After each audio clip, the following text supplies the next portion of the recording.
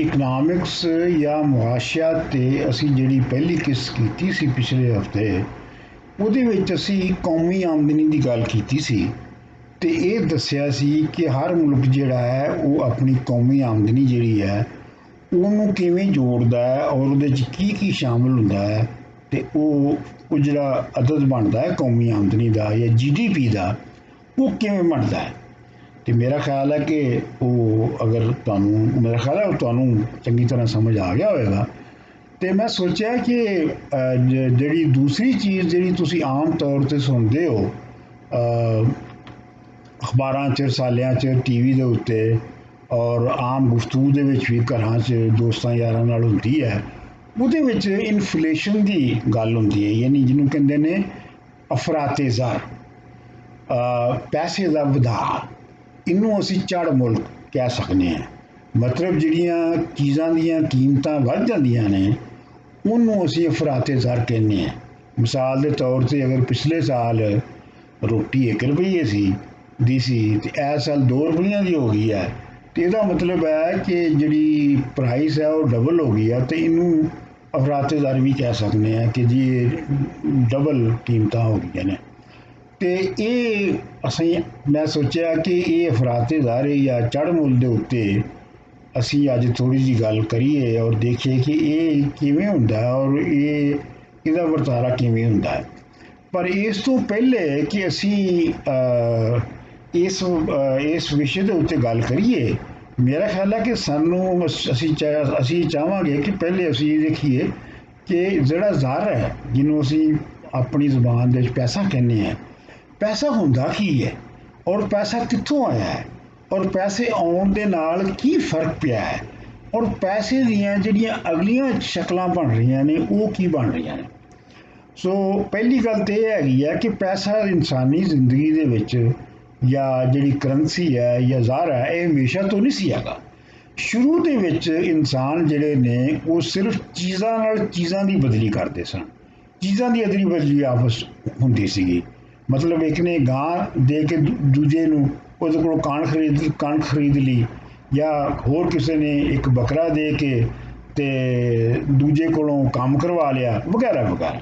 ਅਤੇ ਇਹ ਸਾਡੇ ਜ਼ਮਾਨੇ ਤੱਕ ਵੀ ਸਾਡੇ ਪਿੰਡਾਂ ਦੇ ਵਿੱਚ ਜਿਹੜੀ ਇੱਕ ਹਿੱਸਾ ਸੀ ਇਕਾਨਮੀ ਦਾ, ਉਹ ਬਾਰਟਰ 'ਤੇ ਜਾਂ ਅਦਲਾ ਬਦਲੀ 'ਤੇ ਚੱਲਦਾ ਸੀ। ਖਾਸ ਤੌਰ 'ਤੇ ਮਿਹਨਤ ਜਿਹੜੀ ਹੈ ਉਹ ਆਮ ਤੌਰ ਦੇ ਉੱਤੇ ਫਸਲਾਂ ਦੇ ਨਾਲ ਦਿੱਤੀ ਜਾਂਦੀ ਸੀ। ਮਿਸਾਲ ਦੇ ਤੌਰ 'ਤੇ ਸਾਡੇ ਜਿਹੜੇ ਨੌਕਰ ਰੱਖੇ ਜਾਂਦੇ ਸਨ ਸਾਡੇ ਘਰ 'ਚ, ਉਹਨਾਂ ਨੂੰ ਦਾਣੇ ਯਾਨੀ ਕਣਕ ਦਿੱਤੀ ਜਾਂਦੀ ਸੀ ਔਰ ਮੈਨੂੰ ਯਾਦ ਹੈ ਕਿ 12 ਬੋਰੀਆਂ ਜਾਂ 1 ਮਣ 1 ਬੋਰੀ ਮਹੀਨੇ ਦੀ ਦਾਣਿਆਂ ਦੀ ਉਹਨਾਂ ਨੂੰ ਮੁਕਰਰ ਕੀਤੀ ਜਾਂਦੀ ਸੀ, ਅਤੇ ਸਾਲ ਦੀ 1 ਜੁੱਤੀ ਅਤੇ 2 ਜੋੜੇ ਕੱਪੜਿਆਂ ਦੇ, ਇਸ ਤਰੀਕੇ ਦੇ ਨਾਲ ਉਹਨਾਂ ਨੂੰ ਦਿੱਤਾ ਜਾਂਦਾ ਸੀ।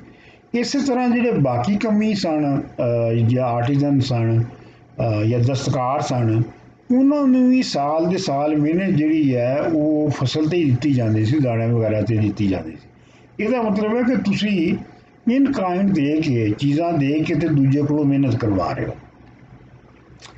ਅੱਛਾ, ਲੇਕਿਨ ਇਹ ਹੈ ਕਿ ਇਹ ਜਦੋਂ ਤੁਸੀਂ ਇਸ ਤਰ੍ਹਾਂ ਲੇਕਿਨ ਇਹ ਹੈ ਕਿ ਜਿਹੜੀ ਇਹ ਸਾਡੇ ਪਿੰਡਾਂ ਦੇ ਵਿੱਚ ਸੀ, ਇਹ ਕੋਈ ਬਹੁਤ ਜ਼ਿਆਦਾ ਇਹਨੂੰ ਤੁਸੀਂ ਬਹੁਤ ਵੱਡਾ ਨਹੀਂ ਸਮਝ ਸਕਦੇ, ਕਿਉਂਕਿ ਉਹਦੇ ਉੱਤੇ ਪੈਸੇ ਦਾ ਨਿਜ਼ਾਮ ਚੱਲ ਰਿਹਾ ਸੀ। ਕਿਉਂਕਿ ਤੁਸੀਂ ਜਿਹੜਾ ਮਾਮਲਾ ਜਾਂ ਮਾਲੀਆ ਦੇਣਾ ਹੈ ਉਹ ਪੈਸਿਆਂ ਨਾਲ ਦੇਣਾ ਹੈ, ਉਹਦੇ ਲਈ ਤੁਹਾਨੂੰ ਨਕਦੀ ਦੀਆਂ ਫਸਲਾਂ ਬੀਜਣੀਆਂ ਪੈਂਦੀਆਂ ਨੇ, ਫਿਰ ਨਕਦੀ ਦੀਆਂ ਫਸਲਾਂ ਤੁਸੀਂ ਵੇਚਦੇ ਹੋ, ਉਹਦੇ ਨਾਲ ਤੁਹਾਡੇ ਕੋਲ ਪੈਸਾ ਆਉਂਦਾ ਹੈ। ਫਿਰ ਉਸ ਪੈਸੇ ਨੂੰ ਤੁਸੀਂ ਜਿਹੜਾ ਹੈ ਉਸ ਪੈਸੇ ਨਾਲ ਤੁਸੀਂ ਹੋਰ ਚੀਜ਼ਾਂ ਵੀ ਖਰੀਦਦੇ ਹੋ, ਜਿਵੇਂ ਕੱਪੜੇ ਖਰੀਦੇ ਜਾਂਦੇ ਸਨ, ਜਿਵੇਂ ਹੋਰ ਸਮਾਨ ਖਰੀਦਿਆ ਜਾਂਦਾ ਸੀ, ਭਾਂਡੇ ਲੱਤੇ ਸਭ ਕੁਝ ਲਿਆ ਜਾਂਦਾ ਸੀ। ਅਤੇ ਮਤਲਬ ਇਹ ਹੈ ਕਿ ਪੈਸੇ ਦਾ ਨਿਜ਼ਾਮ ਆ ਚੁੱਕਿਆ ਸੀ। ਪਰ ਅਸੀਂ ਜਿਸ ਪਹਿਲੇ ਜ਼ਮਾਨੇ ਦੀ ਗੱਲ ਕਰ ਰਹੇ ਹਾਂ, ਉਸ ਵੇਲੇ ਸਿਰਫ ਅਦਲਾ ਬਦਲੀ ਹੁੰਦੀ ਸੀ ਅਤੇ ਚੀਜ਼ਾਂ ਜਿਹੜੀਆਂ ਨੇ ਇੱਕ ਦੂਜੇ ਨਾਲ ਵਟਾਈਆਂ ਜਾਂਦੀਆਂ ਸਨ। ਪਰ ਉਹਦੇ ਵਿੱਚ ਮਸਲਾ ਇਹ ਸੀ ਕਿ ਜਿਹੜੀਆਂ ਚੀਜ਼ਾਂ ਨੇ ਉਹ ਤਾਂ ਲਾਗੇ ਵਟਾਈਆਂ ਜਾ ਸਕਦੀਆਂ ਨੇ। ਮਤਲਬ ਇੱਕ ਕਬੀਲਾ ਜਿਹੜਾ ਹੈ ਉਹਨੇ ਆਪਣੇ ਲਾਗਲੇ ਕਬੀਲੇ ਦੇ ਨਾਲ ਵਟਾ ਲਈ ਸ਼ੈਵਾਂ, ਜਾਂ ਬੜੀ ਤੋਂ ਬੜੀ ਹੋਇਆ ਤਾਂ ਕੋਈ 10 ਮੀਲ ਚਲਾ ਗਿਆ। ਇੱਕ ਗੱਲ ਤਾਂ ਇਹ ਸੀਗੀ। ਦੂਜੀ ਗੱਲ ਇਹ ਹੈ ਕਿ ਜਿਹੜੀਆਂ ਚੀਜ਼ਾਂ ਨੇ, ਜਿਹੜੀ ਵੀ ਚੀਜ਼ ਹੈਗੀ ਸੀ, ਭਾਵੇਂ ਉਹ ਕਣਕ ਸੀ, ਭਾਵੇਂ ਉਹ ਗੋਸ਼ਤ ਸੀ, ਜਾਂ ਉਹ ਫਲ ਸਨ, ਜਾਂ ਉਹ ਸਬਜ਼ੀਆਂ ਸਨ, ਉਹ ਇੱਕ ਖਾਸ ਵੇਲੇ ਤੋਂ ਬਾਅਦ ਉਹਨਾਂ ਨੇ ਖਰਾਬ ਹੋ ਜਾਣਾ, ਉਹ ਹਮੇਸ਼ਾ ਤੇ ਰਹਿ ਨਹੀਂ ਸਕਦੀਆਂ। ਇਸ ਵਾਸਤੇ ਉਹਨਾਂ ਨੂੰ ਜ਼ਖੀਰਾ ਨਹੀਂ ਸੀ ਕੀਤਾ ਜਾ ਸਕਦਾ। ਜਦੋਂ ਉਹਨਾਂ ਨੂੰ ਜ਼ਖੀਰਾ ਨਹੀਂ ਸੀ ਕੀਤਾ ਜਾ ਸਕਦਾ, ਜੇ ਕੋਈ ਜ਼ਖੀਰਾ ਨਹੀਂ ਕਰ ਸਕਦਾ ਸੀ, ਤੇ ਫਿਰ ਉਹਦੇ ਵਿੱਚ ਕੋਈ ਅਮੀਰ ਵੀ ਨਹੀਂ ਸੀ ਬਣ ਸਕਦਾ। ਮਤਲਬ ਇਹ ਹੈ ਕਿ ਅਮੀਰ ਤੋਂ ਉਹ ਹੁੰਦਾ ਜਿਸ ਕੋ ਜ਼ਖੀਰਾ ਬਹੁਤਾ ਹੁੰਦਾ ਹੈ ਚੀਜ਼ਾਂ ਦਾ, ਤੇ ਜੇ ਚੀਜ਼ਾਂ ਅੱਧੇ ਬਦਲੇ 'ਚ ਹੀ ਆ ਰਹੀਆਂ ਨੇ ਤਾਂ ਜ਼ਖੀਰਾ ਨਹੀਂ ਹੋ ਸਕਦੀਆਂ। ਇਸ ਲਈ ਜਿਹੜਾ ਪੈਸੇ ਦਾ ਨਿਜ਼ਾਮ ਹੈ, ਉਹਦੇ ਆਉਣ ਤੋਂ ਪਹਿਲੇ ਕੋਈ ਖਾਸ ਤਬਕਾਤੀ ਨਿਜ਼ਾਮ ਜਿਹੜਾ ਦੁਨੀਆ ਦੇ ਵਿੱਚ ਨਹੀਂ ਸੀ ਬਣਿਆ। ਅੱਛਾ, ਜਦੋਂ ਇਹ ਥੋੜ੍ਹੀ ਬਹੁਤੀ ਚੀਜ਼ਾਂ ਦੇ ਵਟਾਂਦਰੇ ਵਧੇ, ਆਪਣਾ ਕਾਰੋਬਾਰ ਵਧਿਆ, ਤੇ ਫਿਰ ਉਹਦੇ ਵਿੱਚ ਇਹ ਖਿਆਲ ਪੈਦਾ ਹੋਇਆ ਕਿ ਕੋਈ ਚੀਜ਼ ਜਿਹੜੀ ਹੈ ਉਹਨੂੰ ਤਬਾਦਲੇ ਦੇ ਵਾਸਤੇ ਕਿਸੇ ਚੀਜ਼ ਨੂੰ ਇਕਾਈ ਬਣਾਇਆ ਜਾਏ, ਕਿਸੇ ਚੀਜ਼ ਨੂੰ ਮੁੱਢਲੀ ਕਦਰ ਦੇ ਕੇ ਜਾਂ ਉਹਦੀ ਮੰਨ ਕੇ ਉਹਨੂੰ ਬਤੌਰ ਵਟਾਂਦਰੇ ਦੇ ਇਸਤੇਮਾਲ ਕੀਤਾ ਜਾਏ। ਤੇ ਪਹਿਲੇ ਪਹਿਲੇ ਜਿਹੜਾ ਮਿਸਰ ਦੀ ਤਹਿਜ਼ੀਬ ਦੇ ਵਿੱਚ ਜਿਹੜੀ ਚੀਜ਼ ਇੰਟਰੋਡਿਊਸ ਹੋਈ, ਜਿਹੜੀ ਮੰਨੀ ਗਈ, ਉਹ ਜੌ ਸੀ, ਯਾਨੀ ਬਾਰਲੇ। ਇਹ ਯੂਨਾਨੀਆਂ ਦੇ ਵੀ ਜਿਹੜਾ ਅਫਲਾਤੂਨ ਤੇ ਅਰਸਤੂ ਤੇ ਬਾਕੀਆਂ ਦੇ ਜ਼ਮਾਨੇ ਨੇ, ਉਹਨਾਂ ਦੇ ਵਿੱਚ ਵੀ ਜੌ ਹੀ ਸੀਗਾ। ਉਹਨੂੰ ਬੁਸ਼ਲ ਯਾਨੀ ਕਿੰਨੀਆਂ ਪੰਡਾਂ, ਇਵੇਂ ਮੰਨਦੇ ਸਨ ਕਿ ਕਿੰਨੀਆਂ ਪੰਡਾਂ ਜੌਆਂ ਦੀਆਂ ਕਿੰਨੀਆਂ ਚੀਜ਼ਾਂ ਦੇ ਬਰਾਬਰ ਨੇ। ਮਿਸਾਲ ਦੇ ਤੌਰ 'ਤੇ ਅਫਲਾਤੂਨ ਨੂੰ ਜਦੋਂ ਇੱਕ ਚੱਕਰ ਦੇ ਵਿੱਚ ਉਹਨੂੰ ਗੁਲਾਮ ਬਣਾ ਲਿਆ ਗਿਆ, ਤੇ ਉਹਨੂੰ ਮੇਰੇ ਖਿਆਲ ਹੈ 120 ਬੁਸ਼ਲ ਯਾਨੀ ਜੌ ਦੀਆਂ ਪੰਡਾਂ ਦੇ ਕੇ ਕਿਸੇ ਨੇ ਉਹਦੀ ਆਜ਼ਾਦੀ ਖਰੀਦੀ ਸੀ। ਮਤਲਬ ਇਹ ਮੈਂ ਕਹਿਣਾ ਚਾਹੁੰਦਾ। ਫਿਰ ਇਹ ਜੌ ਤੋਂ ਬਾਅਦ ਫਿਰ ਇਹ ਜਿਹੜੀ ਸਿੱਪੀਆਂ, ਧੁੱਗੇ, ਫਿਰ ਸਮਝ ਲਓ ਤੁਸੀਂ ਕਿ ਚਾਂਦੀ, ਸੋਨਾ, ਧਾਤਾਂ, ਇਹ ਸਾਰੀਆਂ ਜਿਹੜੀਆਂ ਨੇ ਇਹ ਪੈਸੇ ਦੇ ਤੌਰ ਦੇ ਉੱਤੇ ਯਾਨੀ ਤਬਾਦਲੇ ਦੇ ਲਈ ਇਸਤੇਮਾਲ ਹੋਣੀਆਂ ਸ਼ੁਰੂ ਹੋਈਆਂ। ਮੇਰਾ ਖਿਆਲ ਹੈ ਕਿ ਹਿੰਦੁਸਤਾਨ ਦੇ ਵਿੱਚ ਗਾਂ ਜਿਹੜੀ ਹੈ ਉਹ ਵੀ ਸ਼ਾਇਦ ਕਿਸੇ ਜ਼ਮਾਨੇ ਦੇ ਵਿੱਚ ਪੈਸੇ ਦੀ ਤੌਰ ਦੇ ਉੱਤੇ ਜਾਂ ਵਟਾਂਦਰੇ ਦੀ ਇਕਾਈ ਰਹੀ ਹੈ, ਔਰ ਸ਼ਾਇਦ ਇਸੇ ਵਾਸਤੇ ਗਾਂ ਨੂੰ ਜਿਹੜਾ ਹੈ ਉਹ ਇੰਨੀ ਹਿੰਦੂ ਮਜ਼ਹਬ ਦੇ ਵਿੱਚ ਇੰਨਾ ਪਾਕ ਮੰਨਿਆ ਗਿਆ ਹੈ। ਮੇਰਾ ਖਿਆਲ ਹੈ ਇਹ ਪੈਸੇ ਦੇ ਤੌਰ 'ਤੇ ਵਰਤੀ ਜਾਂਦੀ ਸੀ। ਲੇਕਿਨ ਇਹ ਹੈ ਕਿ ਜਦੋਂ ਪੈਸਾ ਆ ਗਿਆ, ਜਦੋਂ ਪੈਸਾ ਬਣ ਗਿਆ, ਖੈਰ ਮਤਲਬ ਮੈਂ ਦੱਸਦਾ ਜਾਵਾਂ ਕਿ ਜਿਹੜੀ ਕਰੰਸੀ ਹੈ, ਜਿਹੜੀ ਨੋਟ ਨੇ, ਇਹ ਸਭ ਤੋਂ ਪਹਿਲੇ ਚੀਨ ਨੇ ਪੇਪਰ ਕਰੰਸੀ ਜਿਹੜੀ ਹੈ ਉਹ ਬਣਾਈ ਸੀ, ਛਾਪੀ ਸੀਗੀ। ਉਸ ਤੋਂ ਬਾਅਦ ਜੇ ਸਵੀਡਨ ਦੇ ਵਿੱਚ ਸਭ ਤੋਂ ਪਹਿਲੇ, ਯਾਨੀ ਚੀਨ ਤੋਂ ਬਾਅਦ ਸਵੀਡਨ ਦੇ ਵਿੱਚ ਇਹ ਕਰੰਸੀ ਬਣੀ, ਤੇ ਫਿਰ ਸਾਰੀ ਦੁਨੀਆ 'ਚ ਇਹ ਜਿਹੜੀ ਪੇਪਰ ਕਰੰਸੀ ਆ ਉਹ ਸ਼ੁਰੂ ਹੋ ਗਈ। ਲੇਕਿਨ ਇਹ ਹੈ ਕਿ ਇਹ ਜਿਹੜੀ ਕਰੰਸੀ ਆਈ ਔਰ ਜਿਹੜਾ ਇਹ ਜ਼ਾਰ ਦਾ ਨਿਜ਼ਾਮ ਆ ਗਿਆ, ਇਹਦੇ ਨਾਲ ਸਭ ਤੋਂ ਵੱਡਾ ਜਿਹੜਾ ਮੁੱਢਲਾ ਫਰਕ ਪਿਆ ਉਹ ਇਹ ਸੀ ਕਿ ਤੁਸੀਂ ਹੁਣ ਚੀਜ਼ਾਂ ਦਾ ਜ਼ਖੀਰਾ ਕਰ ਸਕਦੇ ਹੋ। ਮਿਸਾਲ ਦੇ ਤੌਰ ਦੇ ਉੱਤੇ ਤੁਸੀਂ 100 ਮਣ ਜਾਂ 1000 ਮਣ ਦਾਣੇ ਵੇਚ ਕੇ ਤੁਸੀਂ ਪੈਸੇ ਵਟ ਲਏ, ਉਹ ਹੁਣ ਪੈਸੇ ਤੁਹਾਡੇ ਕੋਲ ਆ ਗਏ। ਹੁਣ ਤੁਸੀਂ 4 ਸਾਲਾਂ ਬਾਅਦ ਖਰਚ ਕਰੋਗੇ, 10 ਸਾਲਾਂ ਬਾਅਦ ਖਰਚ ਕਰੋ, ਉਹਨੂੰ ਤੁਸੀਂ ਇੱਥੇ ਆਪਣੇ ਪਿੰਡ ਵਿੱਚ ਖਰਚ ਕਰ ਲਓ ਜਾਂ ਆਪਣੇ ਪਿੰਡ ਤੋਂ 400 ਮੀਲ ਦੂਰ ਜਾ ਕੇ ਖਰਚ ਕਰ ਲਓ। ਤੇ ਮਤਲਬ ਇਹ ਹੋਇਆ ਕਿ ਫਿਰ ਜਿਹੜੀ ਪੈਸਾ ਸੀ ਉਹਦੇ ਨਾਲ ਲੋਕਾਂ ਨੇ ਗੁਲਾਮਾਂ ਦੀ ਔਰ ਬਾਕੀਆਂ ਦੀ ਮਜ਼ਦੂਰਾਂ ਦੀ ਜਿਹੜੀ ਮਜ਼ਦੂਰੀ ਸੀ ਉਹਦੇ ਤੋਂ ਫਾਇਦਾ ਉਠਾ ਕੇ ਦੌਲਤ ਜਮ੍ਹਾਂ ਕੀਤੀ, ਔਰ ਇਸ ਤਰ੍ਹਾਂ ਅਮੀਰ ਔਰ ਗਰੀਬ ਤਬਕੇ ਜਿਹੜੇ ਸਨ ਉਹ ਪੈਦਾ ਹੋਏ। ਇਸ ਤੋਂ ਪਹਿਲੇ ਅਮੀਰ ਗਰੀਬ ਤਬਕੇ ਪੈਦਾ ਹੋਣ ਦੀ ਜਿਹੜੀ ਇਮਕਾਨਾਤ ਸਨ ਉਹ ਘੱਟ ਸਨ। ਅੱਛਾ, ਇਹ ਜਿਹੜਾ ਪੈਸਾ ਜਾਂ ਜ਼ਾਰ ਬਣਿਆ, ਇਹਦੀਆਂ ਕੁਝ ਬੁਨਿਆਦੀ ਖਸੀਅਤਾਂ ਹੋਣੀਆਂ ਚਾਹੀਦੀਆਂ ਸਨ ਕਿ ਇਹਦੇ ਵਿੱਚ ਕੀ ਸਿਫਤਾਂ ਹੋਣ ਕਿਸੇ ਇੱਕ ਚੀਜ਼ ਦੇ ਵਿੱਚ ਜੋ ਉਹਨੂੰ ਇਕਾਈ ਦੇ ਤੌਰ 'ਤੇ ਮੰਨਿਆ ਜਾਵੇ ਜਾਂ ਉਹਨੂੰ ਪੈਸੇ ਦੇ ਤੌਰ 'ਤੇ ਮੰਨਿਆ ਜਾਵੇ। ਤੇ ਉਹਦੇ ਵਿੱਚ ਕਹਿੰਦੇ ਨੇ ਕਿ ਇੱਕ ਤੇ ਡਿਊਰੇਬਿਲਿਟੀ ਆ, ਉਹ ਕਿੰਨੀ 100 ਸਾਲ ਹੈ। ਮਤਲਬ ਇਹ ਹੈ ਕਿ ਕਿੰਨਾ ਚਿਰ ਤੱਕ ਉਹ ਚੱਲ ਸਕਦੀ ਹੈ। ਮਿਸਾਲ ਦੇ ਤੌਰ ਦੇ ਉੱਤੇ ਚਾਂਦੀ ਦਾ ਰੁਪਈਆ ਤੇ ਉਹ ਪਤਾ ਨਹੀਂ ਸੈਂਕੜੇ ਸਾਲ ਚੱਲ ਸਕਦਾ ਹੈ। ਅੱਛਾ, ਫਿਰ ਦੂਜੀ ਹੈਗੀ ਆ ਉਹਦੀ, ਜਿਹੜੀ ਪਹਿਲੀ ਤੇ ਹੋ ਗਈ ਉਹਦੀ ਪਾਇਦਾਰੀ, ਉਹਦੀ ਪਕਿਆਈ। ਦੂਜੀ ਹੋ ਗਈ ਉਹਦੀ ਪੋਰਟੇਬਿਲਿਟੀ, ਯਾਨੀ ਮਤਲਬ ਉਹਨੂੰ ਇੱਕ ਥਾਂ ਤੋਂ ਦੂਸਰੀ ਥਾਂ 'ਤੇ ਲਿਜਾਣਾ ਆਸਾਨ ਹੋਵੇ।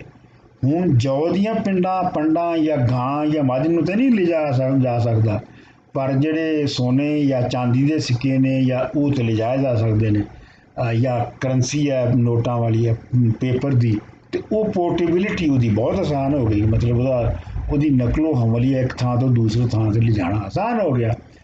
ਤੀਸਰੀ ਹੈ ਉਹਦੀ ਡਿਵਿਜ਼ਿਬਿਲਿਟੀ, ਯਾਨੀ ਉਹਨੂੰ ਤਕਸੀਮ ਕੀਤਾ ਜਾ ਸਕੇ। ਤੇ ਹੁਣ ਤੁਸੀਂ ਦੇਖੋ ਕਿ ਜਿਹੜਾ ਨਿਜ਼ਾਮ ਸੀ ਉਹਦੇ ਵਿੱਚ ਰੁਪਈਆ, ਆਨੇ, ਪੈਸੇ, ਧੇਲੇ ਵਗੈਰਾ ਵਗੈਰਾ, ਉਹਦੀ ਜਿਹੜੀ ਹੈ ਉਹ ਮਤਲਬ ਉਹਨੂੰ ਕਿਵੇਂ ਉਹਦੀ ਛੋਟੇ ਛੋਟੇ ਹਿੱਸਿਆਂ 'ਚ ਉਹਨੂੰ ਵੰਡਿਆ ਜਾ ਸਕੇ। ਅੱਛਾ, ਇਹਦੀ ਚੌਥੀ ਖੂਬੀ ਕਹਿੰਦੇ ਨੇ ਕਿ ਇਹ ਹੋਣੀ ਚਾਹੀਦੀ ਹੈ ਕਿ ਯੂਨੀਫਾਰਮਿਟੀ ਹੋਵੇ, ਇਕਸਾਰ ਹੋਵੇ। ਮਤਲਬ ਇਹ ਨਹੀਂ ਕਿ ਇੱਥੇ ਰੁਪਈਆ ਹੋਰ ਮੰਨਿਆ ਜਾਏ ਤੇ ਯਾਨੀ ਲਾਹੌਰ 'ਚ ਤੇ ਹੋਰ ਰੁਪਈਆ ਮੰਨਿਆ ਜਾਏ ਤੇ ਪਿਸ਼ਾਵਰ 'ਚ ਹੋਰ ਰੁਪਈਆ ਮੰਨਿਆ ਜਾਏ, ਤੇ ਇਹ ਫਿਰ ਉਹ ਕਰੰਸੀ ਜਿਹੜੀ ਹੈ ਉਹ ਬਣੇਗੀ ਨਹੀਂ। ਇਸ ਵਾਸਤੇ ਉਹਨੂੰ ਯੂਨੀਫਾਰਮ ਹੋਣਾ ਚਾਹੀਦਾ। ਇਹ ਨਹੀਂ ਕਿ ਇੱਕ ਮਹੱਲੇ 'ਚ ਹੋਰ ਹੋਵੇ ਦੂਜੇ ਮਹੱਲੇ 'ਚ ਹੋਰ ਹੋਵੇ। ਤੇ ਤੀਸਰੀ ਹੈ ਕਿ ਉਹਦੀ ਜਿਹੜੀ ਸਪਲਾਈ ਹੈ ਜ਼ਰ ਦੀ, ਪੈਸੇ ਦੀ, ਉਹ ਮਹਦੂਦ ਹੋਵੇ। ਜੇ ਉਹ ਲਾਮਹਦੂਦ ਹੋ ਜਾਏ ਤੇ ਫਿਰ ਤਾਂ ਉਹਦੀ ਗੱਲ ਹੀ ਕੋਈ ਨਾ ਰਹੀ। ਫਿਰ ਤੇ ਇਹ ਹੈ ਕਿ ਵੀ ਤੁਸੀਂ ਹਰ ਬੰਦਾ ਅਮੀਰ ਆ, ਹਰ ਬੰਦਾ ਜੋ ਮਰਜ਼ੀ ਖਰੀਦ ਲਵੇ। ਜਿਵੇਂ ਪਾਣੀ ਹਵਾ ਲੈਣ ਤੋਂ ਕੋਈ ਨਹੀਂ ਰੋਕ ਸਕਦਾ ਅਮੀਰ ਆਦਮੀ, ਇਸੇ ਤਰ੍ਹਾਂ ਫਿਰ ਕਰੰਸੀ ਤੋਂ ਵੀ ਨਹੀਂ ਰੋਕ ਸਕੇਗਾ। ਸੋ ਇੱਕ ਜਿਹੜੀ ਹੈ ਲਿਮਿਟਡ ਸਪਲਾਈ। ਤੇ ਆਖਰੀ ਤੁਸੀਂ ਇਹ ਸਮਝੋ ਕਿ ਉਹਦੀ ਕਬੂਲੀਅਤ ਹੋਣੀ ਚਾਹੀਦੀ ਹੈ, ਕਿ ਲੋਕੀ ਹਰ ਜਗ੍ਹਾ ਤੇ ਉਹਨੂੰ ਕਬੂਲ ਕਰਨ। ਮਤਲਬ ਇਹ ਹੈ ਕਿ ਜੇ ਉਹ ਜਿਹੜੀ ਕਰੰਸੀ ਅਸੀਂ ਬਣਾਉਂਦੇ ਹਾਂ, ਜੇ ਉਹਨੂੰ ਲਾਹੌਰ 'ਚ ਮੰਨਿਆ ਜਾਂਦਾ ਤੇ ਉਹਨੂੰ ਮੁਲਤਾਨ 'ਚ ਨਹੀਂ ਮੰਨਿਆ ਜਾਂਦਾ, ਤੇ ਉਹਦੀ ਜਿਹੜੀ ਹੈ ਉਹ ਅੱਗੇ ਵਧਾ ਨਹੀਂ ਹੋਏਗਾ। ਸੋ ਇਹ ਹੈ ਪੈਸੇ ਦੀ ਜਿਹੜੀ ਇੱਕ ਤਰ੍ਹਾਂ ਤਾਰੀਫ ਸਮਝ ਲਓ, ਤੇ ਉਹਦੀ ਜਿਹੜੇ ਉਹਦੀਆਂ ਮੁੱਢਲੀਆਂ ਸਿਫਤਾਂ ਨੇ ਉਹ ਮੈਂ ਤੁਹਾਨੂੰ ਦੱਸੀਆਂ ਨੇ। ਅੱਛਾ, ਇਸ ਤੋਂ ਬਾਅਦ ਇਹ ਹੈ ਕਿ ਅਸੀਂ ਇਹ ਦੇਖਣਾ ਹੈ ਕਿ ਪੈਸਾ ਜਿਹੜਾ ਜ਼ਰ ਹੈ ਉਹਨੂੰ ਕਿਵੇਂ ਅਸੀਂ ਲੈਂਦੇ ਹਾਂ ਆਪਣੀ ਜ਼ਿੰਦਗੀ ਦੇ ਵਿੱਚ, ਜਾਂ ਉਹਨੂੰ ਕਿਵੇਂ ਵਰਤਿਆ ਜਾਂਦਾ ਹੈ। ਤੇ ਇਹ ਤੁਸੀਂ ਦੇਖੋ ਕਿ ਪੈਸੇ ਦੀ ਆਪਣੀ ਤੇ ਜਿਹੜਾ ਹੁਣ ਖਾਸ ਤੌਰ ਦੇ ਉੱਤੇ, ਪਹਿਲੇ ਤਾਂ ਸ਼ਾਇਦ ਹੋਏਗਾ ਕਿ ਜਿਹੜਾ ਗੋਲਡ ਸਿਸਟਮ ਸੀ ਉਹਦੇ ਵਿੱਚ ਸੋਨਾ ਮੰਨਿਆ ਜਾਂਦਾ ਸੀ ਕਿ ਸੋਨਾ ਜਿਹੜਾ ਉਹ ਇੰਨਾ ਹੋਵੇ ਤੇ ਇੰਨੀ ਉਹਦੇ ਨਾਲ ਇੰਨੀਆਂ ਚੀਜ਼ਾਂ ਖਰੀਦੀਆਂ ਜਾ ਸਕਦੀਆਂ ਨੇ। ਹਾਲਾਂਕਿ ਤੁਸੀਂ ਸੋਨਾ ਵੀ ਦੇਖੋ ਤਾਂ ਸੋਨਾ ਵੀ ਇੱਕ ਬੇਕਾਰ ਚੀਜ਼ ਹੈ, ਮਤਲਬ ਇੱਕ ਧਾਤ ਹੀ ਹੈ ਨਾ।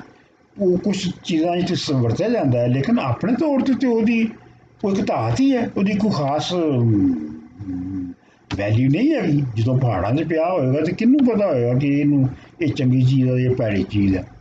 ਖੈਰ, ਮਤਲਬ ਇਹ ਹੈ ਕਿ ਜਿਹੜਾ ਪੈਸਾ ਹੈ ਉਹ ਜਦੋਂ ਬਣਦਾ ਹੈ ਔਰ ਜਦੋਂ ਚੱਲਦਾ ਹੈ, ਔਰ ਖ਼ਾਸ ਤੌਰ ਦੇ ਉੱਤੇ ਸਾਡੇ ਜ਼ਮਾਨੇ 'ਚ, ਤੇ ਉਹ ਤੁਸੀਂ ਸਮਝੋ ਕਿ ਇੱਕ ਉਹਦੀ ਮਿੱਥ ਹੈ, ਇੱਕ ਕਹਾਣੀ ਹੈ ਉਹਦੇ ਪਿੱਛੇ ਇੱਕ ਮਤਲਬ ਮਾਲਾਈ ਕਿਸਮ ਦੀ ਕਹਾਣੀ ਹੈ, ਜਿੰਨਾ ਪਰੀਆਂ ਵਰਗੀ, ਜਾਦੂ ਵਾਲੀ। ਮਿਸਾਲ ਦੇ ਤੌਰ ਤੇ ਤੁਸੀਂ ਦੁਕਾਨ ਤੇ ਜਾਂਦੇ ਹੋ ਤੇ ਤੁਸੀਂ ਜਾ ਕੇ ਇੱਕ ਕਾਗਜ਼ ਦਾ ਟੁਕੜਾ ਉਹਨੂੰ ਫੜਾਉਂਦੇ ਹੋ ਦੁਕਾਨਦਾਰ ਨੂੰ, ਜਾਂ ਦੋ ਟੁਕੜੇ ਫੜਾਉਂਦੇ ਹੋ, ਤੇ ਤੁਸੀਂ ਉਹ ਤੋਂ ਸਮਾਨ ਲੱਦ ਕੇ ਲੈ ਆਉਂਦੇ ਹੋ।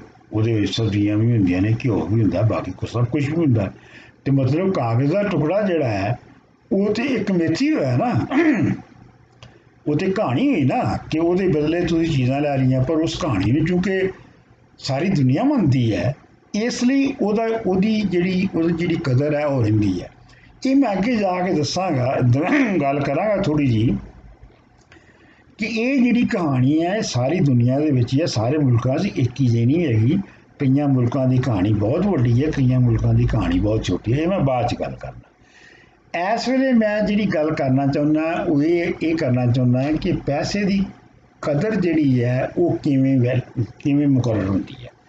ਪੈਸੇ ਦੀ ਕਦਰ ਇਹ ਹੈ ਕਿ ਪੈਸੇ ਦੀ ਕਦਰ ਇਹ ਹੈਗੀ ਹੈ ਕਿ ਤੁਸੀਂ ਕਿਸੇ ਵੀ ਡਾਲਰ ਜਾਂ ਰੁਪਈਏ ਜਾਂ ਇਕਾਈ ਦੇ ਨਾਲ ਕਿੰਨੀਆਂ ਚੀਜ਼ਾਂ ਖਰੀਦ ਸਕਦੇ ਹੋ, ਉਹ ਉਹਦੀ ਪੈਸੇ ਦੀ ਕਦਰ ਹੈ। ਜੇ ਰੋਟੀ ਜਿਹੜੀ ਹੈ ਉਹ ਇੱਕ ਰੁਪਈਏ ਦੀ ਇੱਕ ਰੋਟੀ ਮਿਲਦੀ ਹੈ ਤਾਂ ਉਹਦੀ ਕਦਰ ਇੱਕ ਹੈ।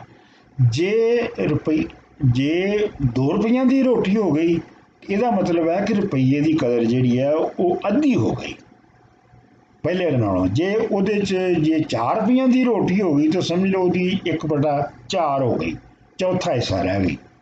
ਤੇ ਇਸੇ ਤਰੀਕੇ ਦੇ ਨਾਲ ਉਹਦੀ ਕਦਰ ਜਿਹੜੀ ਹੈ ਉਹ ਘਟਦੀ ਜਾਏਗੀ। ਜਿਹੜੇ ਮੁਇਸ਼ਦਾਨ ਨੇ ਉਹ ਪੂਰੀ ਜਿਹੜੀ ਮੁਲਕਾਂ ਦੀ ਇਕਾਨਮੀ ਹੈ ਜਾਂ ਦੁਨੀਆ ਦੀ ਇਕਾਨਮੀ ਹੈ, ਖਾਸ ਤੌਰ 'ਤੇ ਮੁਲਕਾਂ ਤੱਕ ਹੀ ਰਹੀ ਹੈ, ਮੁਲਕਾਂ ਦੀ ਇਕਾਨਮੀ ਹੈ, ਉਹਨੂੰ ਫਾਰਮੂਲੇ ਨਾਲ ਸਮਝਦੇ ਨੇ ਪੈਸੇ ਦੀ ਕਦਰ ਕੱਢਣ ਲਈ। ਉਹਨਾਂ ਦਾ ਫਾਰਮੂਲਾ ਇਹ ਹੈਗਾ ਕਿ MV ਬਰਾਬਰ ਹੈ ਜਾਂ ਇਕੁਅਲ PQ। M ਦਾ ਮਤਲਬ ਹੈ ਮਨੀ ਯਾਨੀ ਕਰੰਸੀ, V ਦਾ ਮਤਲਬ ਹੈ ਉਹਦੀ ਵੈਲੋਸਿਟੀ, ਗਰਦਸ਼, ਘੁੰਮਣਾ। ਯਾਨੀ ਅਗਰ ਰੁਪਈਏ ਜਿਹੜਾ 1 ਰੁਪਈਆ ਹੈ ਉਹ ਕਿੰਨੀ ਵਾਰੀ ਸਾਲ 'ਚ ਘੁੰਮਦਾ ਹੈ, ਉਹਦਾ ਘੁੰਮਣ ਹੋ ਗਿਆ ਜਾਂ ਉਹਦੀ ਸਰਕੂਲੇਸ਼ਨ ਹੋ ਗਈ, ਤੇ ਇਹ MV ਬਣ ਗਈ ਉਹਦੇ ਨਾਲ। ਤੇ ਦੂਜਾ ਹਿੱਸਾ ਹੈ PQ। P ਦਾ ਮਤਲਬ ਹੈ ਪ੍ਰਾਈਸ ਯਾਨੀ ਮੁੱਲ, ਤੇ Q ਦਾ ਮਤਲਬ ਹੈ ਚੀਜ਼ਾਂ ਜਾਂ ਜਿਹੜੀ ਪੈਦਾਵਾਰ ਹੈ, ਜੋ ਵੀ ਪੈਦਾਵਾਰ ਹੈਗੀ ਹੈ। ਸੋ ਕੁੱਲ ਪੈਦਾਵਾਰ ਜਿਹੜੀਆਂ ਚੀਜ਼ਾਂ ਦੀ ਹੋ ਰਹੀ ਹੈ ਉਹਨੂੰ ਜ਼ਰਬ ਦਿੱਤੀ ਜਾਵੇ ਅਗਰ ਪ੍ਰਾਈਸ ਦੇ ਨਾਲ, ਤੇ ਉਹ ਬਰਾਬਰ ਹੋਵੇਗੀ ਜਿਹੜੀ ਉਸ ਮੁਲਕ ਦੇ ਵਿੱਚ ਜਿਹੜੀ ਕਰੰਸੀ ਤੇ ਉਹਦੀ ਕਿੰਨੀ ਵੈਲੋਸਿਟੀ ਹੈ ਉਹਦੇ ਬਰਾਬਰ ਹੋਏਗੀ। ਇਹਦਾ ਕੀ ਮਤਲਬ ਹੋਇਆ? ਇਹਦਾ ਮਤਲਬ ਇਹ ਹੋਇਆ ਕਿ ਜੇ ਜਿਹੜਾ Q ਹੈ ਯਾਨੀ ਚੀਜ਼ਾਂ ਦੀ ਜਿਹੜੀ ਤਾਦਾਦ ਹੈ, ਜਿਹੜੀ ਮਕਦਾਰ ਹੈ, ਉਹ ਬਹੁਤ ਵੱਧ ਜਾਵੇ ਔਰ ਇਹ ਜਿਹੜੀ ਮਨੀ ਯਾਨੀ ਜ਼ਾਹਰ ਹੈ ਉਹਦੀ ਸਪਲਾਈ ਵੀ ਉਨੀ ਰਵੇ, ਉਹਦੀ ਸਰਕੂਲੇਸ਼ਨ ਵੀ ਉਨੀ ਰਵੇ, ਇਹਦਾ ਮਤਲਬ ਹੋਏਗਾ ਕਿ ਪ੍ਰਾਈਸ ਘਟ ਜਾਏਗੀ, ਯਾਨੀ ਜਿਹਨੂੰ ਅਸੀਂ ਕਹਿੰਦੇ ਹਾਂ ਡਿਫਲੇਸ਼ਨ, ਕੀਮਤਾਂ ਦੀ ਸਤਹ ਥੱਲੇ ਜਾਣੀ ਸ਼ੁਰੂ ਹੋ ਜਾਏਗੀ। ਅੱਛਾ, ਜੇ ਫਰਜ਼ ਕਰੋ ਇਹਦੇ ਉਲਟ ਹੁੰਦਾ ਹੈ ਕਿ ਚੀਜ਼ਾਂ ਦੀ ਪੈਦਾਵਾਰ ਘਟ ਜਾਂਦੀ ਹੈ ਔਰ ਮਨੀ ਸਪਲਾਈ ਜਿਹੜੀ ਹੈ ਉਹ ਵੱਧ ਜਾਂਦੀ ਹੈ, ਉਸੇ ਹਿਸਾਬ ਦੇ ਨਾਲ ਹੀ ਭਾਵੇਂ ਉਹਦੀ ਜਿਹੜੀ ਗਰਦਸ਼ ਹੈ ਉਹ ਨਹੀਂ ਰਵੇ ਜਾਂ ਉਹਦੇ ਨਾਲੋਂ ਘੱਟ ਵੱਧ ਹੋਵੇ, ਪਰ ਜੇ ਉਹ P ਵੱਧ ਜਾਂਦੀ ਹੈ ਤੇ ਜੇ Q ਵਧਿਆ ਤੇ P ਵੀ ਵੱਧ ਗਈ ਤੇ ਚੀਜ਼ਾਂ ਦੀਆਂ ਕੀਮਤਾਂ ਵੱਧ ਗਈਆਂ। ਸੋ P ਜਿਹੜੀ ਹੈ ਉਹਦੇ ਉਸੇ ਹਿਸਾਬ ਨਾਲ ਹੀ ਵੱਧ ਜਾਏਗੀ। ਮਤਲਬ ਇਹ ਹੈ ਕਿ ਜੇ Q ਅੱਧਾ ਹੋ ਗਿਆ ਔਰ ਜਿਹੜੀ ਮਨੀ ਸਪਲਾਈ ਹੈ ਉਹ ਡਬਲ ਹੋ ਗਈ, ਤੇ ਸਮਝੋ ਤੁਸੀਂ ਇਨਫਲੇਸ਼ਨ ਜਿਹੜੀ ਆ ਉਹ ਕਈ ਗੁਣਾ ਵੱਧ ਗਈ। ਇਹ ਮੈਂ ਇੱਕ ਮੋਟਾ ਜਿਹਾ ਜਿਹੜਾ ਤੁਹਾਨੂੰ ਇੱਕ ਅੰਦਾਜ਼ਾ ਦੱਸ ਰਿਹਾ, ਮੈਂ ਐਗਜ਼ੈਕਟ ਫਾਰਮੂਲਾ ਕੈਲਕੂਲੇਟ ਨਹੀਂ ਕਰ ਸਕਦਾ। ਹਾਲਾਂਕਿ ਮੇਰੀ ਜਿਹੜੀ PhD ਦੇ ਵਿੱਚ ਸਪੈਸ਼ਲਾਈਜੇਸ਼ਨ ਸੀ ਉਹ ਇਸੇ ਵਿੱਚ ਹੀ ਸੀ, ਔਰ ਮੈਂ ਯੂਨੀਵਰਸਿਟੀ ਜਦੋਂ ਪੜ੍ਹਾਉਂਦਾ ਸਾਂ ਤੇ ਉਦੋਂ ਵੀ ਮੋਨਟਰੀ ਇਕਨੋਮਿਕਸ ਮਨੀ ਔਰ ਬੈਂਕਿੰਗ ਪੜ੍ਹਾਉਂਦਾ ਸਾਂ।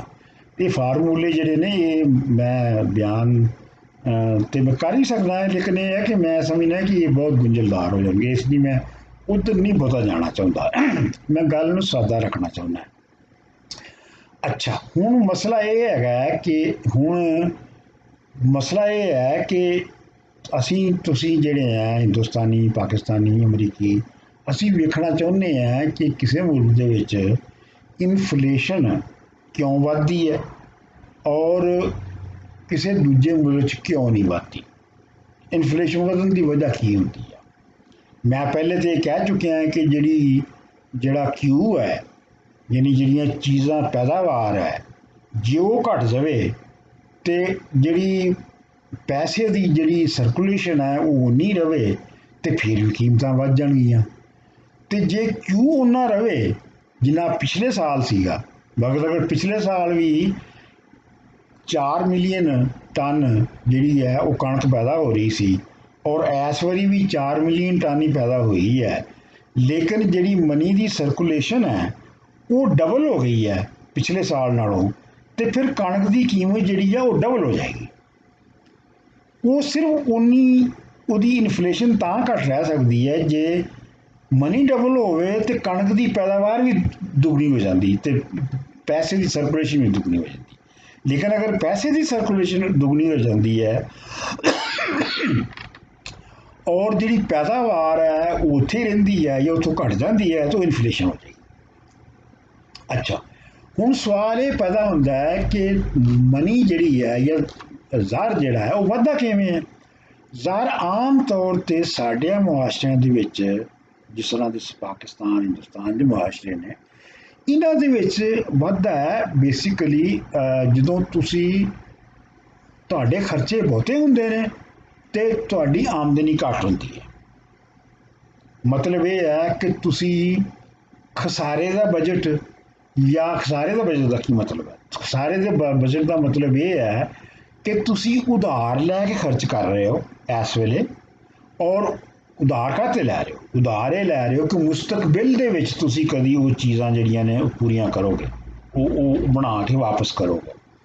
ਅੱਛਾ, ਜੇ ਉਹ ਚੀਜ਼ਾਂ ਨਹੀਂ ਵਧੀਆਂ ਔਰ ਤੁਸੀਂ ਉਹਨਾਂ ਖਰਚਾ ਕਰ ਲਿਆ, ਇਹਦਾ ਮਤਲਬ ਹੈ ਕਿ ਤੁਸੀਂ, ਹੋਰ ਤੇ ਕੋਈ ਤਰੀਕਾ ਨਹੀਂ ਹੈਗਾ ਤੁਹਾਡੇ ਕੋਲ ਖਰਚਾ ਕਰਨ ਦਾ, ਸਵਾਏ ਇਸ ਦੇ ਕਿ ਜੇ ਤੁਸੀਂ 100 ਬਿਲੀਅਨ ਜਿਹੜਾ ਰੁਪਈਆ ਹੈ ਉਹ ਅਗਰ ਤੁਸੀਂ ਖਸਾਰਾ ਹੈ ਤਾਂ ਤੁਸੀਂ 100 ਬਿਲੀਅਨ ਰੁਪਈਆ ਹੋਰ ਛਾਪ ਦਿੱਤਾ, ਕਿਉਂਕਿ ਚੀਜ਼ਾਂ ਤੇ ਤੁਸੀਂ ਹੋਰ ਪੈਦਾ ਨਹੀਂ ਕੀਤੀਆਂ। ਇਹਦਾ ਮਤਲਬ ਹੈ ਕਿ ਜਦੋਂ ਤੁਸੀਂ ਰੁਪਈਆ ਹੋਰ ਜ਼ਿਆਦਾ ਛਾਪ ਦਿੱਤਾ ਤੇ ਉਹਦੇ ਨਾਲ ਉਹ ਚੀਜ਼ਾਂ ਉਨੀਆਂ ਰਹੀਆਂ ਜਿੰਨੀਆਂ ਪਿਛਲੇ ਸਾਲ ਸਨ, ਉਹ ਤੋਂ ਵੀ ਘਟ ਗਈਆਂ, ਤੇ ਇਹਦਾ ਮਤਲਬ ਹੈ ਕਿ ਇਨਫਲੇਸ਼ਨ ਵੱਧ ਜਾਏਗੀ। ਮਿਸਾਲ ਦੇ ਤੌਰ ਤੇ ਅਗਰ ਤੁਸੀਂ ਹੁਣ ਪਾਕਿਸਤਾਨ ਦੀ ਹਾਲਤ ਨੂੰ ਵੇਖੋ, ਤੇ ਪਾਕਿਸਤਾਨ ਦੇ ਵਿੱਚ ਜਿਹੜੀ ਪੈਦਾਵਾਰ ਉਹ ਪਿਛਲੇ 2-3 ਸਾਲਾਂ ਤੋਂ ਥੱਲੇ ਗਈ ਹੈ, ਘਟ ਗਈ ਹੈ। ਲੇਕਿਨ ਜਿਹੜੀ ਬਜਟ ਦੇ ਖਸਾਰੇ ਨੇ ਔਰ ਤਜਾਰਤ ਦੇ ਜਿਹੜੇ ਖਸਾਰੇ ਨੇ ਉਹ ਵਧੇ ਨੇ, ਇਹਦਾ ਮਤਲਬ ਹੈ ਕਿ ਮਨੀ ਸਰਕੂਲੇਸ਼ਨ ਜਿਹੜੀ ਹੈ ਉਹ ਵਧੀ ਹੈ, ਉਹ ਤੁਹਾਡੀ ਸੁਸਾਇਟੀ 'ਚ ਵਧੀ ਹੈ। ਇਹਦਾ ਫਿਰ ਨਤੀਜਾ ਇਹ ਨਿਕਲਿਆ ਕਿ ਜੇ ਚੀਜ਼ਾਂ ਘੱਟ ਹੋ ਗਈਆਂ, ਪੈਦਾਵਾਰ ਘੱਟ ਹੋ ਗਈ, ਮਨੀ ਦੀ ਸਰਕੂਲੇਸ਼ਨ ਬਜਟ ਦੇ ਖਸਾਰੇ ਦੀ ਵਜ੍ਹਾ ਤੋਂ ਵੱਧ ਗਈ, ਤੇ ਉਹਦੇ 'ਚ ਉਹ ਕੀਮਤਾਂ ਜਿਹੜੀਆਂ ਨੇ ਉਹ ਵੱਧ ਗਈਆਂ ਮੁਲਕ ਦੇ ਵਿੱਚ।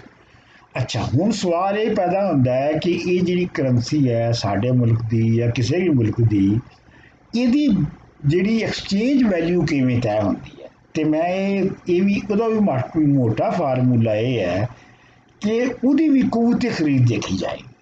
ਅੱਛਾ, ਹੁਣ ਜੇ ਜਿਹੜੀ ਰੋਟੀ ਹੈ ਉਹ 4 ਰੁਪਏ ਦੀ ਹੋ ਗਈ, ਔਰ ਪਹਿਲੇ ਅਸੀਂ ਜਿਹੜੀ ਰੋਟੀ ਸੀਗੀ ਉਹਨੂੰ ਫਰਜ਼ ਕਰੋ 10 ਸੈਂਟ ਦੇ ਵਿੱਚ ਜਿਹੜੇ 4 ਰੁਪਏ ਬਣਦੇ ਸਨ, ਤੇ ਰੋਟੀ ਜਿਹੜੀ ਆ ਉਹ 10 ਸੈਂਟਾਂ 'ਚ ਮਿਲ ਜਾਂਦੀ ਸੀ। ਅੱਛਾ, ਹੁਣ ਫਰਜ਼ ਕਰੋ ਉਹ ਪਹਿਲੇ ਹੁਣ ਉਹ ਰੋਟੀ ਜਿਹੜੀ ਹੈ ਫਰਜ਼ ਕਰੋ 10 ਰੁਪਏ ਦੀ ਹੋ ਗਈ, ਤੇ ਹੁਣ 10 ਰੁਪਏ ਜਿਹੜੇ ਨੇ ਉਹ 10 ਸੈਂਟਾਂ ਦੇ ਬਰਾਬਰ ਨਹੀਂ ਹੈ। ਮਤਲਬ 10 ਸੈਂਟਾਂ 'ਚ ਹੁਣ ਤੁਹਾਨੂੰ, ਜੇ ਤੁਸੀਂ ਸੈਂਟ ਨੂੰ ਵੀ ਉਵੇਂ ਵਧਾਉਂਦੇ ਜਾਓ ਤੇ ਹੁਣ ਤੁਸੀਂ 4 ਰੋਟੀਆਂ ਨਹੀਂ ਲੈ ਸਕਦੇ। ਇਹਦਾ ਮਤਲਬ ਇਹ ਹੈ ਕਿ ਜਿਹੜੀ ਕਦਰ ਹੈਗੀ ਆ ਰੁਪਈਏ ਦੀ, ਉਹ ਸੈਂਟਾਂ ਜਾਂ ਡਾਲਰਾਂ ਦੇ ਮੁਕਾਬਲੇ 'ਚ ਘਟ ਗਈ। ਮਤਲਬ ਕਿਉਂਕਿ ਰੁਪਈਏ ਦੀ ਕੂਵਤ ਖਰੀਦ ਘਟ ਗਈ ਹੈ, ਡਾਲਰ ਦੀ ਕੂਵਤ ਖਰੀਦ ਨਹੀਂ ਘਟੀ, ਇਸ ਵਾਸਤੇ ਉਹਦੀ ਐਕਸਚੇਂਜ ਵੈਲਿਊ ਘਟ ਗਈ। ਤੇ ਇਹ ਤੁਸੀਂ ਦੇਖਿਆ ਕਿ ਜਦੋਂ 60-70 ਤੱਕ ਡਾਲਰ ਦਾ ਰੇਟ ਜਿਹੜਾ ਹੈ ਉਹ 5 ਤੋਂ ਲੈ ਕੇ 10 ਰੁਪਏ ਤੱਕ ਗਿਆ ਸੀਗਾ, 10 ਰੁਪਏ ਹੁੰਦਾ ਸੀਗਾ। ਤੇ ਹੁਣ ਜਿਹੜਾ ਹੈ ਉਹ ਡਾਲਰ ਜਿਹੜਾ ਹੈ ਉਹ ਕੋਈ 167, 68, 170 ਰੁਪਈਆਂ ਦੇ ਕਰੀਬ ਹੈ। ਤੇ ਮਤਲਬ ਕੀ ਹੋਇਆ? ਮਤਲਬ ਇਹ ਹੈ ਕਿ ਉਸ ਵੇਲੇ ਤੁਸੀਂ ਹੋਟਲ ਜਾਂਦੇ ਸੋ ਤੇ 2-2.5 ਰੁਪਏ ਦੀ ਰੋਟੀ ਖਾ ਲੈਂਦੇ ਸੋ, ਤੇ ਹੁਣ ਤੁਸੀਂ ਜਾਓ ਤੇ ਹੁਣ ਤੁਹਾਨੂੰ 200-250 ਰੁਪਏ ਖਰਚ ਕਰਨੇ ਪੈਂਦੇ ਨੇ। ਇਹਦਾ ਮਤਲਬ ਇਹ ਹੈ ਕਿ ਜੇ 200-250 ਰੁਪਏ ਤੁਸੀਂ ਖਰਚ ਕਰਨੇ ਪੈਂਦੇ ਨੇ, ਉਸ ਵੇਲੇ ਅਗਰ ਤੁਸੀਂ 2.5 ਰੁਪਏ, 4 ਬੰਦੇ ਜਾਂਦੇ ਸੋ 10 ਰੁਪਈਆਂ ਦੀ ਰੋਟੀ ਖਾ ਲੈਂਦੇ ਸੋ, ਤੇ ਅਗਰ ਤੁਹਾਡੇ ਫਰਜ਼ ਕਰੋ 4 ਬੰਦਿਆਂ ਦੀ ਰੋਟੀ ਦਾ ਅਗਰ ਫਰਜ਼ ਕਰੋ ਉਸ ਵੇਲੇ 10 ਰੁਪਏ ਲੱਗਦੇ ਸਨ, ਤੇ ਹੁਣ 1000 ਲੱਗੇਗਾ। ਇਹਦਾ ਮਤਲਬ ਹੈ ਕਿ ਹੁਣ ਜਿਹੜੀ ਉਹ ਡਾਲਰ ਜਿਹੜਾ ਉਹਦੇ ਮੁਕਾਬਲੇ ਜਦੋਂ ਤੁਸੀਂ ਡਾਲਰ ਲੈ ਕੇ ਆਏ ਤੇ ਤੁਸੀਂ ਰੋਟੀ ਖਾਣੀ ਹੈ, ਤੇ ਤੁਸੀਂ ਡਾਲਰ ਤੇ ਉਦੋਂ ਵੀ ਅਗਰ 1 ਦਿੰਦੇ ਸੋ ਤੇ ਹੁਣ ਵੀ 1 ਹੀ ਦੇਣਾ ਹੈ, ਤੇ ਜੇ ਉਹਦੇ ਬਦਲੇ ਤੁਹਾਨੂੰ 4 ਗੁਣਾ ਤੇ ਉਹਦੀ ਰੋਟੀ ਮਹਿੰਗੀ ਹੋਈ ਹੈ ਰੁਪਈਏ ਦੇ ਵਿੱਚ, ਰੁਪਈਏ ਦੀ ਕੀਮਤ ਜਿਹੜੀ ਆ ਉਹ ਸਮਝੋ 4 ਗੁਣਾ ਡਾਲਰ ਦੇ ਮੁਕਾਬਲੇ 'ਚ ਘੱਟ ਗਈ। ਸੋ ਇਸ ਤਰੀਕੇ ਦੇ ਨਾਲ ਇਹ ਮੈਂ ਮੋਟੀ ਜੀ ਗੱਲ ਕਰ ਰਿਹਾ ਹਾਂ, ਐਗਜ਼ੈਕਟ ਫਾਰਮੂਲਾ ਨਹੀਂ ਹੈ, ਇਹ ਮੋਟੀ ਜੀ ਗੱਲ ਹੈ ਕਿ ਜਿਹੜੀ ਕੂਵਤ ਖਰੀਦ ਇੱਕ ਕਰੰਸੀ ਦੀ ਡਿੱਗਦੀ ਹੈ ਔਰ ਦੂਸਰੀ ਕਰੰਸੀ ਦੀ ਕਾਇਮ ਰਹਿੰਦੀ ਹੈ, ਤੇ ਉਹ ਜਿਹੜੀ ਜਿਹਦੀ ਘੱਟ ਹੁੰਦੀ ਆ ਉਹਦੀ ਐਕਸਚੇਂਜ ਵੈਲਿਊ ਘੱਟ ਹੋ ਜਾਂਦੀ ਹੈ। ਔਰ ਮੈਂ ਵੀ ਦੱਸ ਦਿੱਤਾ ਤੁਹਾਨੂੰ ਕਿ ਆਮ ਤੌਰ 'ਤੇ ਇਹ ਜਿਹੜੀ ਸਾਡੇ ਸਮਾਜਾਂ ਦੇ ਵਿੱਚ ਵੈਲਿਊ ਘੱਟ ਹੋ ਰਹੀ ਹੈ, ਘੱਟ ਹੁੰਦੀ ਹੈ, ਇੱਕ ਸਾਰਿਆਂ ਦੀ ਵਜ੍ਹਾ ਤੋਂ ਹੁੰਦੀ ਹੈ, ਪੈਦਾਵਾਰ ਘੱਟ ਹੋਣ ਦੀ ਵਜ੍ਹਾ ਤੋਂ ਹੁੰਦੀ ਹੈ, ਔਰ ਕਰੰਸੀ ਵਧਣ ਤੋਂ ਹੁੰਦੀ ਹੈ। ਮਿਸਾਲ ਦੇ ਤੌਰ ਦੇ ਉੱਤੇ ਚੀਨ ਦੇ ਵਿੱਚ ਜਿਹੜੀ ਅਫਰਾਤੇ ਜ਼ਾਰਾ ਹੈ, ਇਨਫਲੇਸ਼ਨ ਜ਼ਿਆਦਾ ਨਹੀਂ ਹੈ, ਕਿਉਂਕਿ ਉਹਦੀ ਵਜ੍ਹਾ ਕੀ ਹੈ? ਉਹਦੀ ਵਜ੍ਹਾ ਹੈ ਕਿ ਉੱਥੇ ਇੰਨੀ ਜ਼ਿਆਦਾ ਤੇਜ਼ੀ ਦੇ ਨਾਲ ਚੀਜ਼ਾਂ ਦੀ ਪੈਦਾਵਾਰ ਵੱਧ ਰਹੀ ਹੈ ਕਿ ਉਹ ਅਗਰ ਪੈਸੇ ਦੀ ਸਰਕੂਲੇਸ਼ਨ ਵੱਧਦੀ ਹੈ ਤੇ ਚੀਜ਼ਾਂ ਦੀ ਵੀ ਉਨੀ ਮਿਕਦਾਰ ਵੱਧ ਜਾਂਦੀ ਹੈ ਜਿਹੜੀਆਂ ਪੈਦਾ ਹੋ ਰਹੀਆਂ ਨੇ, ਇਸ ਲਈ ਇਨਫਲੇਸ਼ਨ ਨਹੀਂ ਹੁੰਦੀ। ਪਾਕਿਸਤਾਨ ਦੇ ਵਿੱਚ ਜਿਹੜੀ ਪੈਦਾਵਾਰ ਹੈ ਉਹ ਘਟ ਰਹੀ ਹੈ ਤੇ ਸਰਕੂਲੇਸ਼ਨ ਰੁਪਈਆਂ ਦੀ ਜਾਂ ਕਰੰਸੀ ਦੀ ਵੱਧ ਰਹੀ ਹੈ, ਇਸ ਲਈ ਉੱਥੇ ਜਿਹੜਾ ਹੈ ਉਹਦੀ ਕਦਰ ਘਟਦੀ, ਉਹਦੀ ਜਿਹੜੀ ਪੈਸੇ ਦੀ ਹੈ ਉਹ ਕਦਰ ਘਟ ਜਾਂਦੀ ਹੈ ਤੇ ਉਹਦੀ ਐਕਸਚੇਂਜ ਵੈਲਿਊ ਵੀ ਜਿਹੜੀ ਆ ਉਹ ਘਟ ਜਾਂਦੀ ਹੈ। ਅੱਛਾ, ਹੁਣ ਇੱਥੇ ਤੁਸੀਂ ਸਵਾਲ ਕਰੋਗੇ ਕਿ ਜਿਹੜਾ ਅਮਰੀਕਾ ਹੈ, ਅਮਰੀਕਾ ਦਾ ਜਿਹੜਾ ਬਜਟ ਦਾ ਖਸਾਰਾ ਹੈ ਉਹ ਵੀ ਤਾਂ ਬਹੁਤ ਵਧਿਆ। ਅਮਰੀਕਾ ਦਾ ਬਜਟ ਦਾ ਖਸਾਰਾ ਹੁਣ ਜਿਹੜਾ ਹੈ ਕੋਈ 20 ਟ੍ਰਿਲੀਅਨ ਡਾਲਰ ਹੋ ਗਿਆ, ਟ੍ਰਿਲੀਅਨ ਖਰਬ ਡਾਲਰ ਹੋ ਗਿਆ ਹੈ। ਔਰ ਐਸੇ ਸਾਲ ਹੀ ਇਹਨਾਂ ਨੇ ਕੋਈ 5-7 ਟ੍ਰਿਲੀਅਨ ਡਾਲਰ ਜਿਹੜੇ ਨੇ ਉਹ ਖਸਾਰਾ ਵਧਾਇਆ ਹੈ ਪਿਛਲੇ 2-4 ਸਾਲਾਂ 'ਚ, ਜਾਂ 3 ਮਹੀਨਿਆਂ ਦੇ ਵਿੱਚ 3 ਬਿਲੀਅਨ ਡਾਲਰ 3 ਟ੍ਰਿਲੀਅਨ ਡਾਲਰ ਖਸਾਰਾ ਵਧਾਇਆ। ਤੇ ਸਵਾਲ ਇਹ ਹੈ ਕਿ ਡਾਲਰ ਦੀ ਕੀਮਤ ਕਿਉਂ ਨਹੀਂ ਗਿਰੀ? ਮਤਲਬ ਇਹ ਹੈ ਕਿ ਜੇ ਰੁਪਈਏ ਦੀ ਕੀਮਤ ਇਵੇਂ ਗਿਰਦੀ ਹੈ ਤੇ ਫਿਰ ਡਾਲਰ ਦੀ ਕੀਮਤ ਵੀ ਗਿਰਨੀ ਚਾਹੀਦੀ ਹੈ, ਤੇ ਡਾਲਰ ਦੀ ਕਿਉਂ ਨਹੀਂ ਕੀਮਤ ਗਿਰੀ? ਤੇ ਇਹ ਮੈਂ ਕਹਾਂਗਾ ਕਿ ਡਾਲਰ ਦੀ ਕੀਮਤ ਜਿਹੜੀ ਹੈ ਉਹ ਆਪਣੇ ਤੌਰ ਦੇ ਉੱਤੇ ਉਹਦੀ ਮੁਆਸ਼ੀ ਤਾਕਤ ਤੇ ਘੱਟ ਔਰ ਉਹਦੀ ਸਿਆਸੀ ਤਾਕਤ ਤੇ ਜ਼ਿਆਦਾ ਮਿਥੀ ਜਾ ਰਹੀ ਹੈ। ਡਾਲਰ ਜਿਹੜਾ ਹੈ ਉਹ ਸਮਝ ਲਓ ਇੱਕ ਮਿਥ ਬਣ ਗਿਆ ਹੈ ਕਿ ਉਹਨੇ ਕਦੀ ਘਟਣਾ ਨਹੀਂ ਹੈ, ਕਿਉਂਕਿ ਉਹਦੀ ਜਿਹੜੀ ਪਰਸੈਪਸ਼ਨ ਹੈ ਜਾਂ ਜਿਹੜੀ ਉਹਦਾ ਜਿਹੜਾ ਤਅੱਸਰ ਹੈ ਦੂਜੀ ਦੁਨੀਆ ਦੇ ਵਿੱਚ, ਉਹ ਹਮੇਸ਼ਾ ਇਹ ਹੈ ਕਿ ਇਹਦੀ ਕਦਰ ਕਾਇਮ ਰਹਿਣੀ ਹੈ। ਇਸ ਲਈ ਉਹ ਡਾਲਰ ਬਹੁਤੇ ਵੀ ਛਾਪ ਲੈਂਦੇ ਨੇ, ਪਹਿਲੇ ਨਾਲੋਂ ਦੁੱਗਣਾ ਵੀ ਡਾਲਰ ਛਾਪ ਲੈਣ ਤੇ ਡਾਲਰ ਦੀ ਕੀਮਤ ਉਨੀ ਰਹਿੰਦੀ ਹੈ। ਉਹ ਉਨੀਆਂ ਚੀਜ਼ਾਂ ਬਾਹਰੋਂ ਖਰੀਦ ਲੈਂਦੇ ਨੇ ਉਹਨੇ ਡਾਲਰਾਂ ਦੀਆਂ, ਤੇ ਜੇ ਆਪ ਨਾ ਪੈਦਾ ਕਰਨ ਤਾਂ ਉਹ ਚੀਜ਼ਾਂ ਖਰੀਦ ਕੇ ਉਹਨੂੰ ਪੂਰੀਆਂ ਕਰ ਲੈਂਦੇ ਨੇ। ਠੀਕ ਹੈ ਨਾ ਜੀ? ਤੇ ਸੋ ਮਤਲਬ ਇਹ ਹੋਇਆ ਕਿ ਇਹ ਜਿਹੜੀ ਡਾਲਰ ਦੀ ਵੈਲਿਊ ਹੈ, ਮੇਰੇ ਖਿਆਲ ਦੇ ਵਿੱਚ ਇਹਦੀ ਜਿਹੜੀ ਬੁਨਿਆਦ ਹੈ ਉਹ ਮਾਸ਼ੀ ਤਾਕਤ ਤੋਂ ਘੱਟ ਅਮਰੀਕਾ ਦੀ ਜਿਹੜੀ ਸਿਆਸੀ ਤਾਕਤ ਹੈ ਦੁਨੀਆ 'ਚ ਸੁਪਰ ਪਾਵਰ ਹੋਣ ਦੀ ਉਹ ਹੈ। ਵੈਸੇ ਬਾਈ ਦਾ ਇਹ ਵੀ ਮੈਂ ਤੁਹਾਨੂੰ ਦੱਸ ਦਿਆਂ ਕਿ ਜਾਪਾਨ ਦੇ ਵੀ ਇਵੇਂ ਹੀ ਹੈ। ਜਾਪਾਨ ਦਾ ਵੀ ਡੈਫਿਸਿਟ ਵੱਧਦਾ ਹੈ, ਲੇਕਿਨ ਉਹਦੀ ਕਰੰਸੀ ਦੀ ਜਿਹੜੀ ਵੈਲਿਊ ਹੈ ਉਹ ਨਹੀਂ ਉਵੇਂ ਡਿੱਗਦੀ ਜਿਵੇਂ ਪਾਕਿਸਤਾਨ ਦੀ ਡਿੱਗਦੀ ਹੈ। ਲੇਕਿਨ ਅਕਸਰ ਜਿਹੜੇ ਮੁਲਕ ਨੇ ਉਹਨਾਂ ਦੇ ਵਿੱਚ ਜਿਹੜੀ ਆ ਉਹ ਡਿੱਗਦੀ ਹੈ।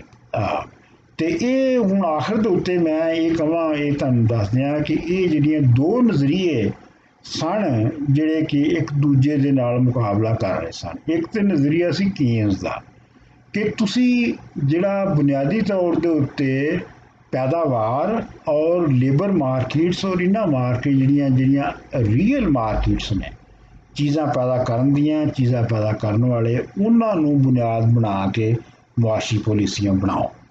ਲੇਕਿਨ ਉਹਦੇ ਮੁਕਾਬਲੇ 'ਚ ਜਿਹੜੇ ਮੋਨੋਟਿਸਟ ਸਨ, ਯਾਨੀ ਪੈਸੇ ਦੀ ਨਜ਼ਰੀਏ ਦੇ ਚੱਲਣ ਵਾਲੇ, ਉਹਨਾਂ ਦਾ ਕਹਿਣਾ ਇਹ ਸੀ ਕਿ ਨਹੀਂ, ਇਹ ਜਿਹੜਾ ਪੈਸਾ ਹੈ ਇਹਦੀ ਸਪਲਾਈ ਵਧਾ ਔਰ ਘਟਾ ਜਿਹੜਾ ਹੈ ਉਹਦੇ ਨਾਲ ਜਿਹੜਾ ਹੈ ਉਹ ਪਾਲਿਸੀ ਜਿਹੜੀ ਹੈ ਉਹਨੂੰ ਕੰਟਰੋਲ ਕਰਨਾ ਚਾਹੀਦਾ ਹੈ।